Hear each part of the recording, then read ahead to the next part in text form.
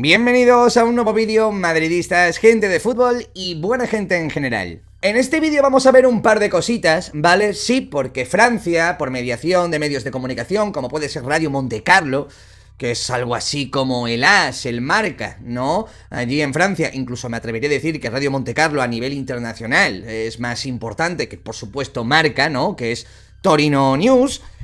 Bueno, ha denunciado públicamente el caso Negreira, ¿vale? Es un medio de comunicación extranjero que poco o nada tiene que ver con el Real Madrid y aún así, pues bueno, os ponen a caer de un burro, ¿vale? Me refiero al Barcelona y a algunos culés que todavía no se han dado cuenta de la gravedad de la situación. Ayer estuvimos tratando el tema UNICEF, el tema UEFA, el tema Senesersic, el Barcelona, el segundo de los árbitros europeo. Quiero agradecer infinito el apoyo que le disteis al vídeo, porque sin ser un vídeo que la rompió en visitas, fue un vídeo súper apoyado, hiper apoyado, en forma de likes, en forma de comentario, lo compartisteis un montón y yo os lo agradezco, no sabéis cuánto infinitamente, porque ayer noté mucho ese calor por vuestra parte, ¿vale? En ese vídeo de ayer estuve diciendo que este tema, el tema de Senesersic, la UEFA, UNICEF, el Barça, nunca había salido en un medio de comunicación. Pues ha llegado Libertad Digital, que es un portal, un medio de comunicación donde trabaja nuestro amigo Miguel Ángel Pérez, que ha sacado a la palestra esto. Así que nada, infinitas gracias por el apoyo, vamos al lío, me gustaría que compartas el vídeo, que dejes un like, es importantísimo, y te suscribas para que la familia siga creciendo. Empezamos.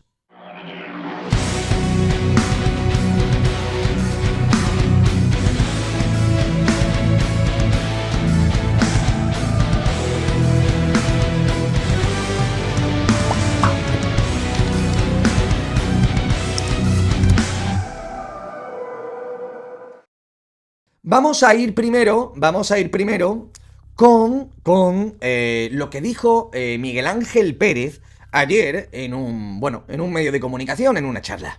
Voy a leer ya una última noticia porque yo creo que esto es muy importante, porque al parecer no había un Negreira solo en España, tenían un Negreira también en la UEFA. Dice, ¿tenía el Barcelona un Negreira en la UEFA? Esta es la noticia de Libertad Digital. Dice, en la Liga su etapa dorada está totalmente manchada. Dice, muchos son los que se llevan preguntando años qué pasó durante estos años en Europa. Mourinho fue el primero que denunció la conexión UNICEF-UEFA en el FC Barcelona, tirando de las mantas, como lleva haciendo desde hace años con distintos asuntos turbios. El Footballgate, aparecen hechos sorprendentes. En este caso, el Barcelona jamás había tenido publicidad en su camiseta. Fue en el año 2006 cuando los culés decidieron estrenarse con el patrocinio. El elegido fue UNICEF. Un patrocinio curioso, ya que un logo en una camiseta como la del conjunto azulgrana estaba valorado por aquel entonces en unos 20 millones de euros y el Fondo de las Naciones Unidas para la Infancia no pagaba nada. Además, el Barcelona se comprometió a donar un mínimo de 1,5 millones de euros anuales con el fin de apoyar sus programas en favor de la infancia. Negocio redondo para UNICEF. Pero ¿qué ganaba el Barcelona además de imagen? Bien, y esto nos va a servir como introducción al artículo que lanzaron en Libertad Digital, ¿vale? Al César lo que es del César. El único medio de comunicación realmente con peso que se ha atrevido a hablar del tema. ¿Tenía el Barcelona un Negreira en la UEFA? ¿Vale? Por lo menos han hablado del tema. El Fútbol Club Barcelona atraviesa la etapa más oscura de su historia, tras destapar, el caso Negreira, que lo tenían a sueldo durante 17 años y pagando 7 millones de euros, que al final han resultado ser 8,4, ¿no? A uno de los vicepresidentes del Comité Técnico de Árbitros. Los nubarrones se han instalado en la ciudad condal, ¿vale? En la Liga, su etapa dorada está manchada. Muchos son los que se llevan preguntando años qué pasó durante aquellos años en Europa, ¿no? Mourinho fue el primero que denunció la conexión UEFA-UNICEF Fútbol Club Barcelona en aquella famosa rueda de prensa, ¿verdad? Tirando de la manta, como lleva haciendo desde hace años con distintos asuntos turbios, ¿no? Del Footballgate. Bueno, Footballgate, que es la página que todos, que conocéis y que ha hecho el reportaje del caso Negreira, en fin. Aparecen hechos sorprendentes. Patrocinio con UNICEF y conexión con alto cargo de la UEFA. El Barcelona jamás había tenido publicidad en su camiseta. Nunca había tenido publicidad en su camiseta hasta el año 2006, que fue en el año 2006 cuando los culés decidieron estrenarse con el patrocinio. El elegido fue UNICEF. El patrocinio, curioso, ya que un logo en una camiseta como la del conjunto azulgrana estaba valorada por aquel entonces, no son los contratos de ahora, ¿vale? Estamos hablando de 2006, pues un sponsor podía significar 20 millones de euros y el Fondo de las Naciones Unidas para la infancia no pagaba nada. Es lo que dijimos ayer, ¿no? O sea, un club grande podía optar entre 15, 20 millones de euros por un sponsor en su camiseta, ¿no? Real Madrid tenía BenQ, tenía también Siemens Mobile, tuvo bwin, tuvo varios, ¿no? Tuvo varios que pagaban alrededor de esta cifra. No es como ahora que se paga, creo que bastante más, ¿no? Creo que HP ya por sí solo, y es en una manga, creo que paga 40 y pico millones de euros. Imagínase cómo ha evolucionado la cosa, ¿no? Y bueno, este sponsor para el Barça no significaba nada en lo económico, al contrario, ¿vale? Además, el Barcelona se comprometió a donar un mínimo de 1,5 millones de euros anuales con el fin de apoyar, la propaganda de UNICEF, ¿no? Negocio redondo para UNICEF, pero ¿qué ganaba el Barcelona además de imagen? Una empresa, da igual cómo se llame, no hace nada para palmar dinero, ¿eh?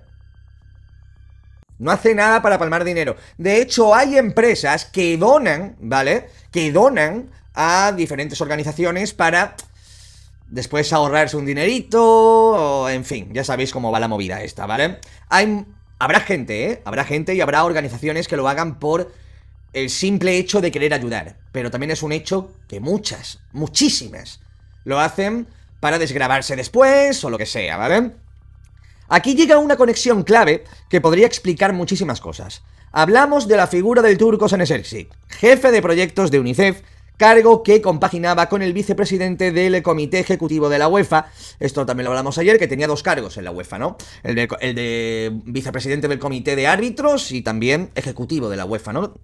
Y presidente del Comité de Responsabilidad Social y Juego Limpio, ¿vale? Ersic ejerció el cargo de vicepresidente del Comité Ejecutivo de la UEFA desde el 94 hasta el 2015 y fue responsable del Comité de Árbitros desde el 2007 hasta el 2015. Ersic tenía un interés común con Joan Laporte y Sandro Rosell, presidentes en aquellos años del Barça. Cuanto más lejos llegaba el Barcelona en Champions, más dinero entraba en las arcas de UNICEF, y el conjunto azulgrana era un win-win de manual para UNICEF, ¿eh? Y si llegaban más lejos, pues imagínate, ¿vale? Porque aparte de ese 1,5 millones que pagaba el Barcelona siempre, aparte se llevaba un 0,7%, un 1% de los ingresos totales del Barça en una temporada.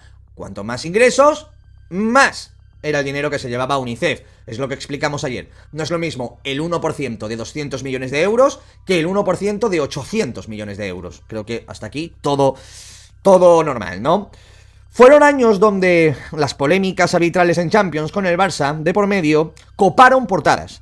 Repasemos los casos más sangrantes. Bueno, el de Obrevó, ¿vale? No vamos a verlo por el tema de copyright, que ayer tuve problemas con el vídeo, ¿vale? ¿Se acuerdan de los 4 penaltis que reclamó el Chelsea en Stamford Bridge? El psicólogo noruego fue un gran protagonista en una eliminatoria que jamás olvidaron los aficionados blues. De hecho, Obrevó, con el paso de los años, dijo que al menos debería de haber pitado un penalti.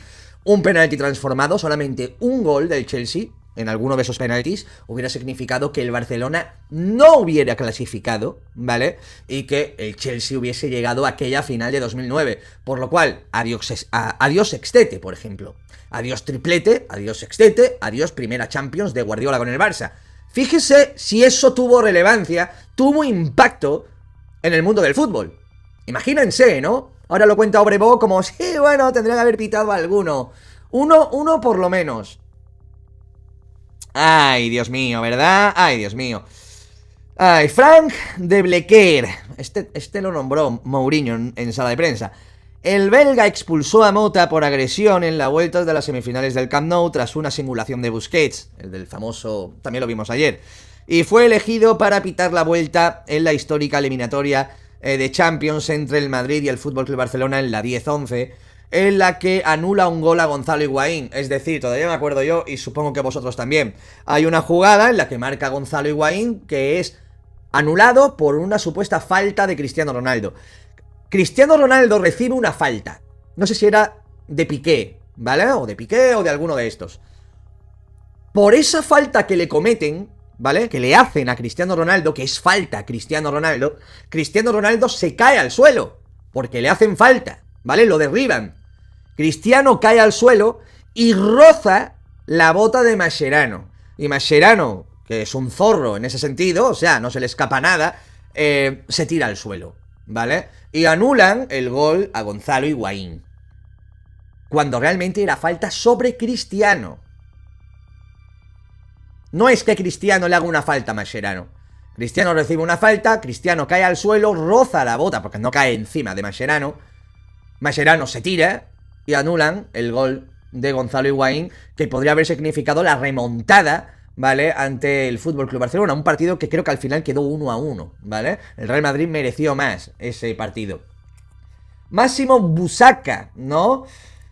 Bueno, la roja a Van Persie. Aquí tampoco hace falta explicar mucho. Van Persie le tira a puerta, ¿no? Van Persie tira a puerta segundos después de que el árbitro pitara una serie o pitara falta o algo. El árbitro interpretó que Van Persie lo que estaba haciendo era perder tiempo, porque el Barcelona iba perdiendo, si no recuerdo mal, pero todavía quedaba muchísimo partido por delante, muchísimo. O sea, no era ni en el 85 ni en el 75, creo que era en el 60 y algo, o en el 50 y pico, o una cosa así, ¿vale?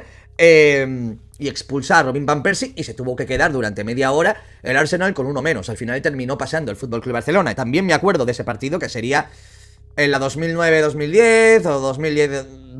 Sí, la 10-11, alguna de estas era, ¿vale? Stark. Pep Guardiola se quejó amargamente tras filtrarse que para arbitrar el duelo de ida en la histórica eliminatoria de Champions entre el Real Madrid y el Barcelona en la temporada 10-11, el colegiado designado era Fonseca, ¿vale? O Proensa, perdón. Mourinho estará felicísimo, ¿vale? Se quejó de la asignación de este árbitro, ¿vale? Afirmó Pep Guardiola y además dijo que seguramente Mourinho estaba muy contento. Sus quejas surtieron efecto y finalmente el árbitro elegido para ese partido fue Stark. O sea, asignaron a un árbitro, Guardiola se quejó, cambiaron ese árbitro, hay que recordar, ¿vale? No sé si os acordaréis, que el asignador de árbitros era Senes Ersic, ¿vale? Y eso sí que estaba en los estamentos de la UEFA. Un vicepresidente del comité de árbitros asignaba árbitros, ¿vale? Oye, tú vas a arbitrar este y el otro. Se quejó Guardiola, el asignador cambió su asignación y puso otro árbitro. Vaya. El asignador es el que cobra del Barça, ¿vale? Mediante UNICEF. ¡Ah! ¡Qué casualidad!, ¿no? Cosas. Un nombre... Esto da para título del vídeo, ¿eh? Yo no sabía esto. Yo no me acordaba de esto ni tenía conocimiento. Yo no sabía que Guardiola se quejó de la asignación de un árbitro y el que se lo llevaba calentito del Barça y más, pues se llevaba más. Cuanto más lejos llegara el Barça, declinó la asignación por otro, que era más del gusto del Pep, ¿no? ¡Wow! Esto lo hace el Madrid y todavía tenemos gente que lo comenta en redes sociales, ¿eh? Un nombramiento que levantó suspicacias en las oficinas del Santiago Bernabéu. El alemán había arbitrado hasta esa fecha 6 partidos a los merengues, con un balance de 3 victorias, un empate esa misma temporada, y un empate contra el Olympique de Lyon que finalizó en tablas. Stark dijo, sin señalar un claro penalti a favor del Real Madrid, como recogió la propia web oficial del club merengue en una nota y 2 derrotas. O sea, el árbitro reconoció que no pitó un penalti claro al Real Madrid, y con este árbitro tenía el Real Madrid 3 victorias, que es normal, porque el Real Madrid gana mucho, pero 2 derrotas y un empate. O sea, la mitad de los partidos con este árbitro no los ganaba el Real Madrid, ¿vale? En la ida entre el Madrid y Barcelona, Stark expulsó a Pepe después de una plancha sobre Dani Alves que dio mucho que hablar. Yo creo que era juego peligroso porque no llega a impactar contra la bota de lleno, quiero decir, de Dani Alves. Todas estas polémicas coincidieron con la etapa de Senes Ersic. Era responsable del comité, teniendo influencia directa en la designación de los colegiados. y con la era más exitosa del Barça. ¿Casualidad? En su día José Mourinho puso el grito en el cielo por las designaciones y las actuaciones arbitrales que recibía el FC Barcelona en Europa en una rueda de prensa que pasó a la historia, en la que el técnico portugués menciona esta conexión Barça-UNICEF. Fue un visionario, o sea, Mourinho estaba adelantado a su época, ¿vale?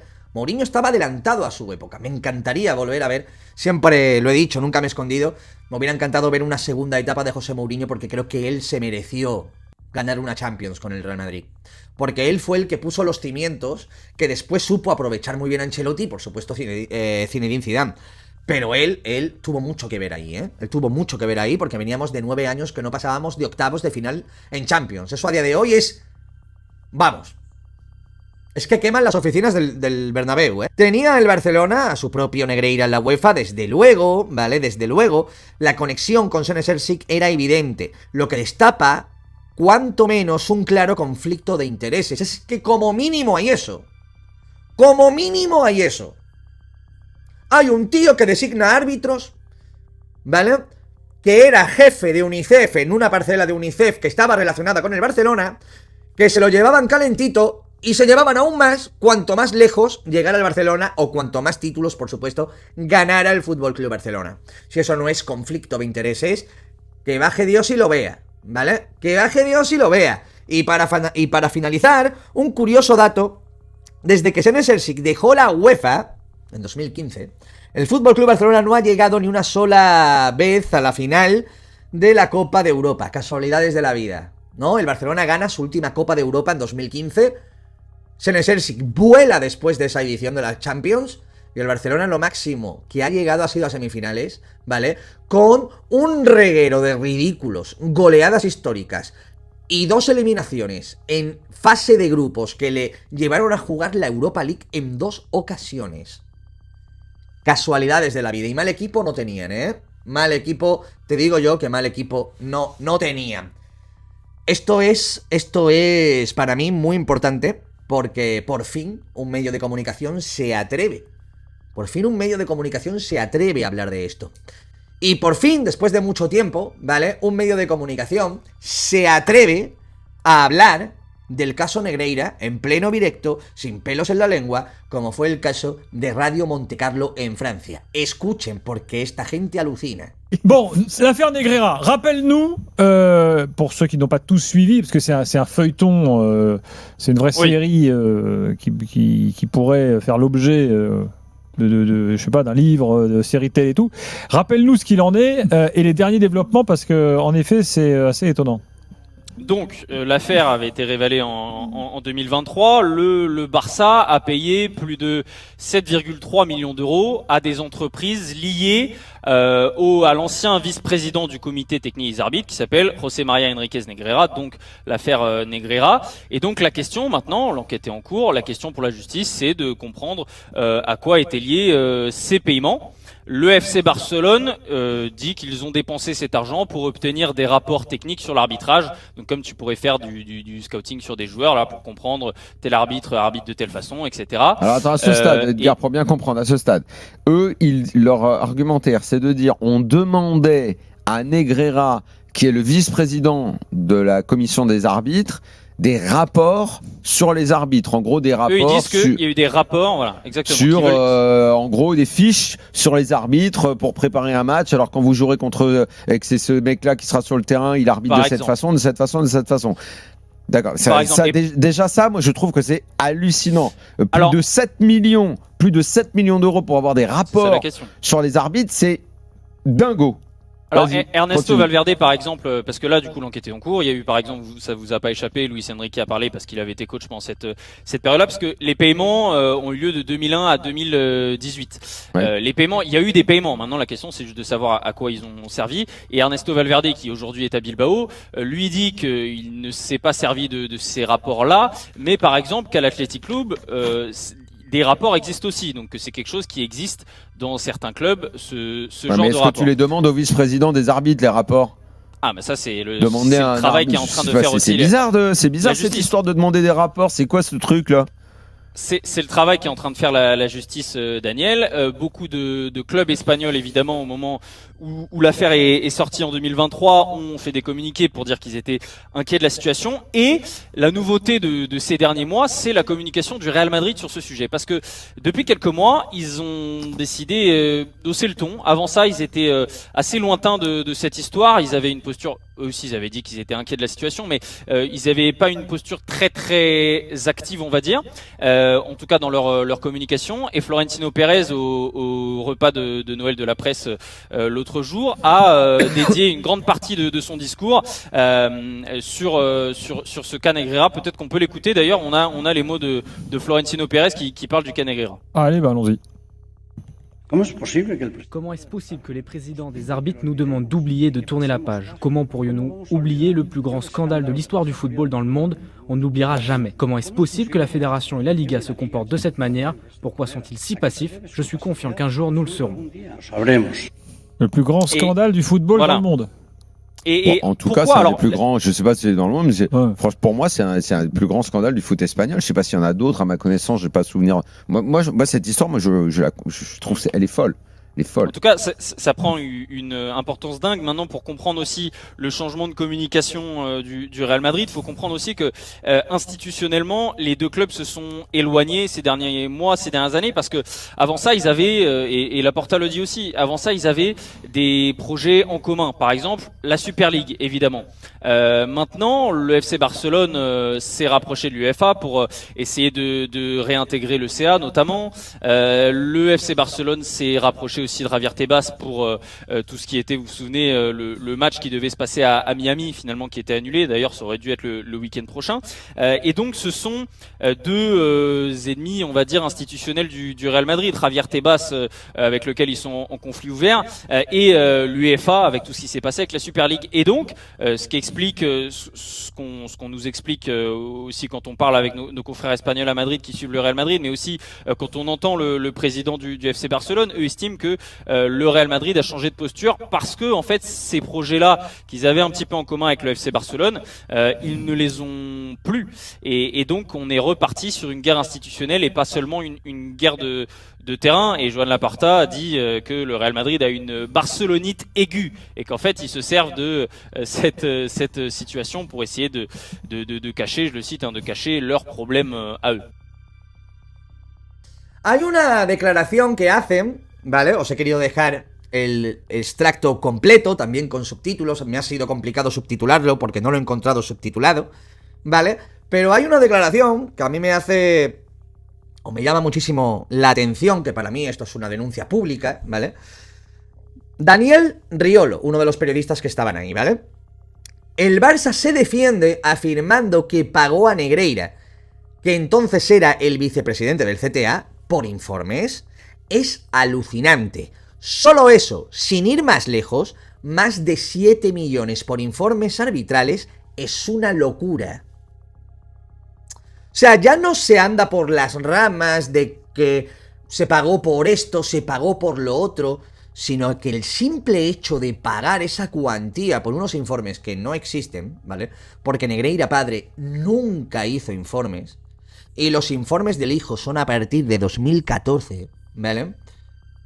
El simple hecho de que se pague a un jefe arbitral es lo suficientemente grave como para que la gente se haga preguntas. Cuando vemos lo del Barcelona en los años Negreira, pensamos... Aparte, quitando de la ecuación que los árbitros son tremendamente malos bajo mi juicio. Cuando vemos algo que favorece al Barcelona, después de ver estos pagos acreditados, uno piensa, ¿es porque el árbitro es malo? ¿O es porque deliberadamente lo ha ido a ayudar? Porque está influenciado por alguien que tiene poder en el CTA. Oye, hoy pita bien porque te la juegas. Hostia, que me quedo sin el pan, ¿vale? Y arbitras con miedo y con seso. No lo sé, ¿eh? Es una hipótesis, ¿vale?